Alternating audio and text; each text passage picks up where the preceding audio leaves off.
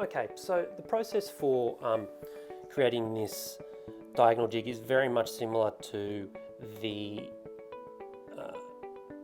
vertical jig, except some slight differences. So obviously we need to edit the sketch, and we're going to go in here and start designing this jig. So the first line we're going to cut is this one here, that horizontal, and that one there. Those are where our saw needs to go, so we need to provide guidance for those. So I'm going to start here. Now I have to go down, otherwise it's going to go up and the saw won't be in the right spot. So I'm going to take it from this point here just for consistency, and same thing, I can just go 5 by 1, which is totally fine. Now the saw will come across there, 5 by 1, excellent. Now for the, and you can see here is where I need my next one for that vertical, 5 by 1. And then down there, 5 by 1. Now you need to leave a gap for the actual beam to go through, so those guides don't actually hit the beam if it extends beyond it. Okay, now I'm going to also create a circle from that center point. This is going to create a platform for those jigs, particularly the top guide and the one on the left there. Those jigs are going to be in free floating space.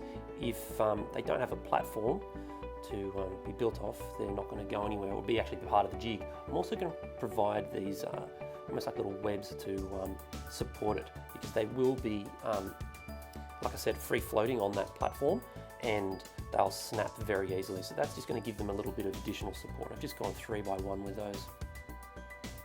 Now, in an ideal world, we could just mirror this again, but I'm just going to quickly zip through this exact same process. Mirroring it is a little bit tricky because it's on the diagonal, but like I said, just the exact same process, a little bit fiddly, but that's it. Okay, so now that's done, we can start extruding. Now, there's no halving joints on this one, so we can just extrude all to the same height. We just need to select all our shapes.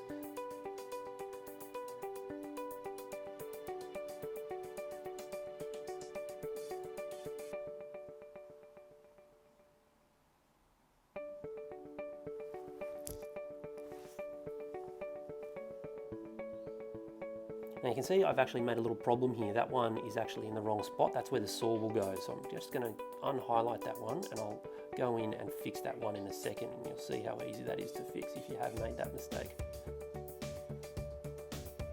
Because the saw line needs to come down there, so it would cut through my guide if I had to put it in that spot.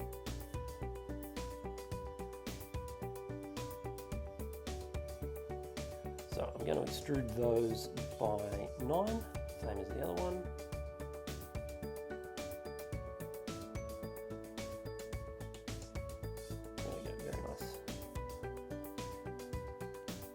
Like I said, I need to just edit that last little guide there and put it on the other side of where the saw will be, and extrude that, and voila, now it's perfect. Okay, now I just need to extrude that base, so I will select all the shapes, including the circular components.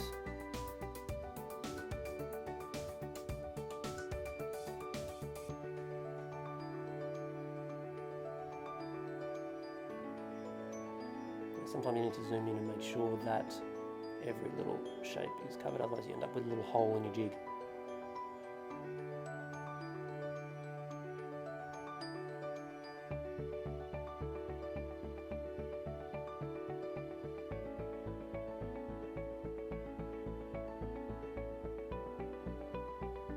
Right, and that's going to be 1 mil thick, and I'm going to needed to add that, so I think that's created a new part, in fact, so that should have been added, but you won't make that mistake. And now that one is ready for exporting as an STL, uploading and printing.